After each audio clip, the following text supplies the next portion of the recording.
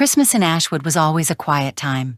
The small town in the heart of Maine had a quaint charm, with twinkling lights in the windows and snow-covered streets. It was the kind of place where everyone knew each other and greeted each other with a smile. I was looking forward to the holiday, planning to spend the eve with my family at my parents' house, as we always did. But that night, something unusual happened. As I drove home from a day of last-minute shopping, I noticed a figure on the side of the road. Dressed as Santa Claus, the man seemed to be standing aimlessly. His figure stood out against the whiteness of the snow. I slowed down, but something about him made me uneasy.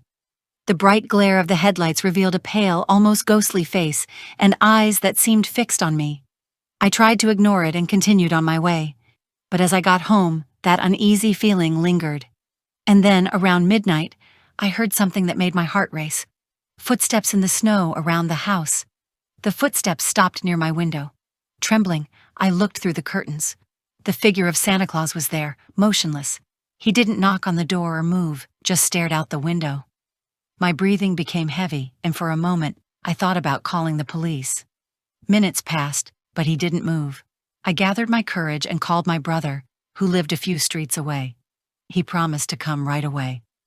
As I waited, the silence was broken by a metallic sound, like something being dragged. When I looked again, he had disappeared. My brother arrived shortly after but found no one. Convinced that it was just some drunk wandering around the neighborhood, he reassured me before leaving. But I knew something wasn't right. The next day, the city woke up to shocking news. An entire family had been found dead in their home. The parents and two young children had been brutally murdered during the early hours of the morning. The police were confused, with no clear leads. I talked to my neighbor about what had happened, trying to understand what could have happened. She mentioned something that made my blood run cold. I heard that some people saw a man dressed as Santa Claus near their house last night. It was him. I knew it was him. But why was he in my house? And more importantly, why did he spare my life? As the police investigated, I began receiving anonymous phone calls. Sometimes there would be silence on the other end of the line. Other times, someone would whisper. But the words were inaudible. The calls would come at random times, and each time I got more paranoid. I told my brother, who insisted on installing security cameras in my house. He also began spending more time with me, worried about my safety. One of those nights, while we were watching TV, one of the cameras picked up movement in the backyard. When we checked the footage, we saw the same man dressed as Santa Claus, standing on the fence, just staring at the house. The police were called, but by the time they arrived, he was gone. I began to notice a pattern in his movements. He seemed to be playing a game with me, showing up at strategic locations and leaving behind creepy little gifts, like a bloody glove and an old photo of a child on a sled. My brother suggested I leave town, but something told me that running away wouldn't work. He was after me for a reason, and I needed to find out what it was. I started digging through old cases, looking for any information about similar attacks. Then I discovered something terrifying. 20 years ago, a series of murders had taken place in a nearby town with a very similar pattern. The perpetrator was never caught. With the help of a local journalist, I was able to access old files. I discovered that the killer was known as the Night Santa. He targeted families during Christmas, but there was something even more disturbing. All of his attacks were somehow connected to a toy store called Snow Tracks, which had closed years ago. When I asked my mother about the store, she revealed that my father used to work there before moving to Ashwood. He had been fired after a fight with the manager, a man named Richard Vaughn. With this new information, I decided to confront the man dressed as Santa Claus. On Christmas Eve, I left the front door unlocked and waited. Around midnight, I heard footsteps. He entered the house, dragging a bag behind him. With a knife in his hand, he approached, but before he could attack, I shouted, "You're Richard Vaughn, aren't you?" He froze. His face showed surprise, and for a moment it seemed as if the mask had slipped. He began to babble something about justice and revenge, but before he could do anything else, the police, whom my brother had called, burst into the house and arrested him. At the station, he confessed everything. The deaths were his way of punishing those he believed were connected to his dark past.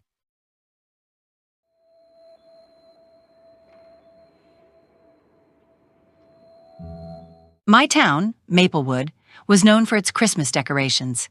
Every season, Main Street was adorned with twinkling lights, decorated storefronts, and a steady soundtrack of Christmas carols echoed down the sidewalks. But this year, Christmas brought something more sinister. I was working at the local coffee shop, a winter gathering place for locals. Over cappuccinos and apple pies, I heard the first whispers of a strange Santa walking the streets at night. It wasn't uncommon for volunteers to dress up as Santa for charity events, but this guy was different. No one knew who he was or where he came from. That night, as I was closing up the cafe, I saw something through the window. There he was, standing under a streetlight, silhouetted against the falling snow.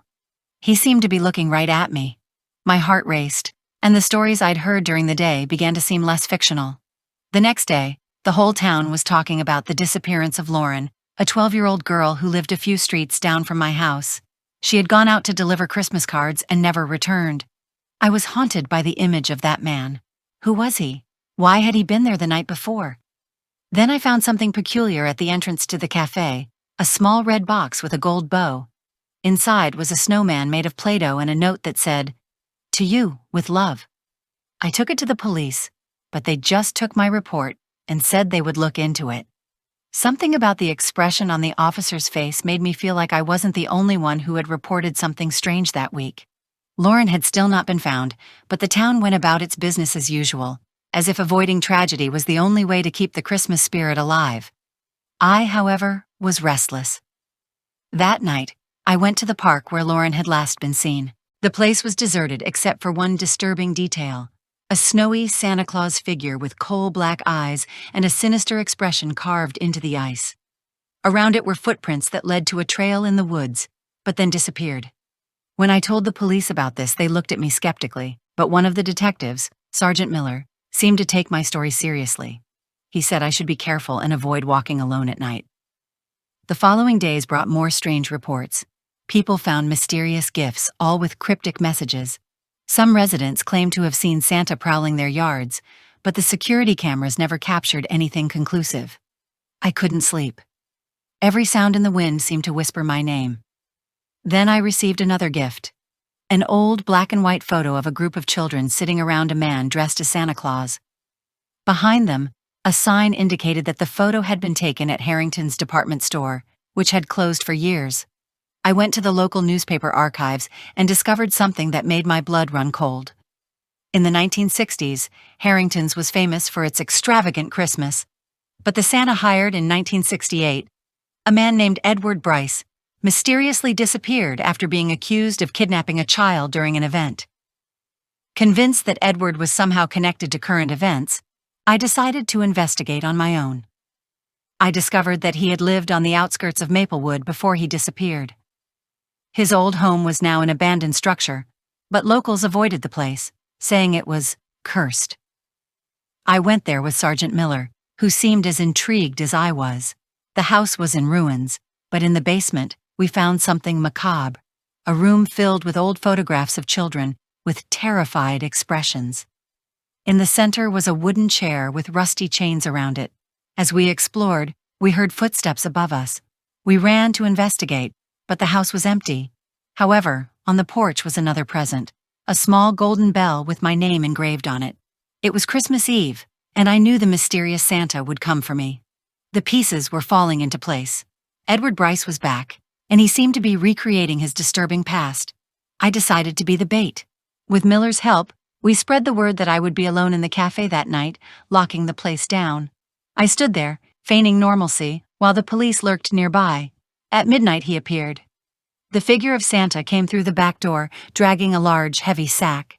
He looked calm, almost content, as if he were playing a carefully rehearsed role. As he approached, I noticed that his eyes were cold, empty, as if the humanity had been drained from them. He handed me a present and whispered, "Open it." Inside the box was a small Christmas ornament with my distorted reflection. Before he could react, the police raided the place, but Edward was prepared. He tried to run away, but Miller managed to stop him. During questioning, Edward confessed to the kidnappings, but never revealed what he did with his victims. The bag he carried contained only children's clothing, with no sign of Lauren or any of the other missing children. To this day, some questions remain unanswered. Maplewood never regained its Christmas spirit, and I could never listen to Christmas carols again without remembering that shadowy figure in the cafe.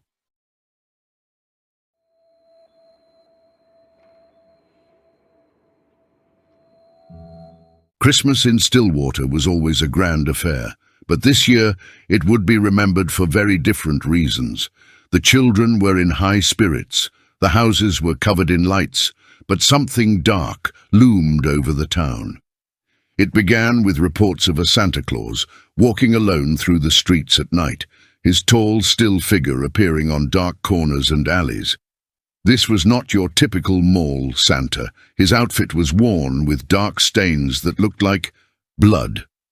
"I'm Andy, the owner of an antique store on Main Street. I've always worked late, so I was one of the first to notice the man. He was standing across the street under a streetlight. When I tried to look at him, he simply raised his hand and pointed at me. The police were called, but he disappeared before they arrived.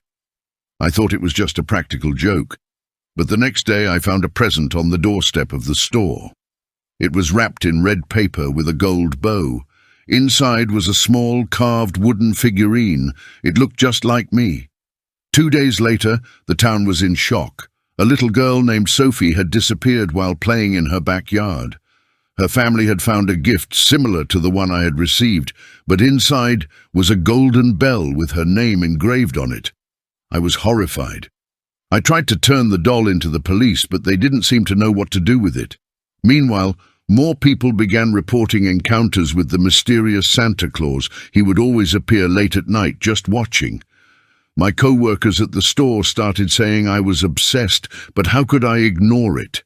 Each day brought a new piece to the puzzle, and whenever someone saw the man, something strange would happen the next day. I researched local legends and discovered something curious. Decades ago, a man named Thomas Lawn would dress up as Santa Claus during the Christmas season. He would visit orphanages and school parties, but he mysteriously disappeared after being accused of child abuse. It was said that he killed himself in a barn on the outskirts of town, but his body was never found. The more I discovered, the more I felt that he was connected to these events. I visited the old barn where Thomas supposedly died, but all I found was a grotesque Santa Claus figure etched into the woodwork of the walls, as if he were watching me. Things got worse when I started receiving more presents. One contained a broken clock, as if to symbolize that my time was running out. Another had a picture of me taken from an odd angle, as if someone had spied on me. That night, I decided to stake out the main street. The snow fell silently as I waited. Around 2 in the morning he appeared. He walked slowly to the middle of the street and stopped, turning to face me. That's when I noticed something. He was carrying a large sack on his back. Suddenly he dropped it, and the sound it made was horrible, a heavy, wet crunch. When I ran to see what it was, the sack was empty, but the impression that he had left something there stayed with me. I spoke to Maggie, a local journalist who was also investigating the disappearances. Together, we began to piece together a pattern. The disappearances seemed to occur in areas near former haunts of Thomas Lawn. One night, while investigating an old abandoned school, we came across something terrifying. A room filled with old toys and Christmas decorations, all covered in dust. In the center was a chair with chains, as if someone had been kept there. Then we heard footsteps. The noise was slow but steady. Santa was there, watching. Maggie screamed, but before we could do anything, he disappeared into the darkness. At this point, the police finally began to take our reports seriously. They discovered that the presents contained traces of the missing victim's DNA, but there were no clues as to where they were. Maggie and I returned to the barn, believing that this held the key to solving the mystery. We dug into the frozen ground and found something, scraps of children's clothing and a grotesquely deformed Santa mask. That was when we understood. Whoever Santa was, he wasn't just one person. It seemed that several people were involved, perhaps recreating Thomas Lawn's dark legacy. On Christmas Eve, I received one last gift at the door of my shop. Inside was a note that read, You couldn't save anyone, but the show will go on. I felt a wave of terror.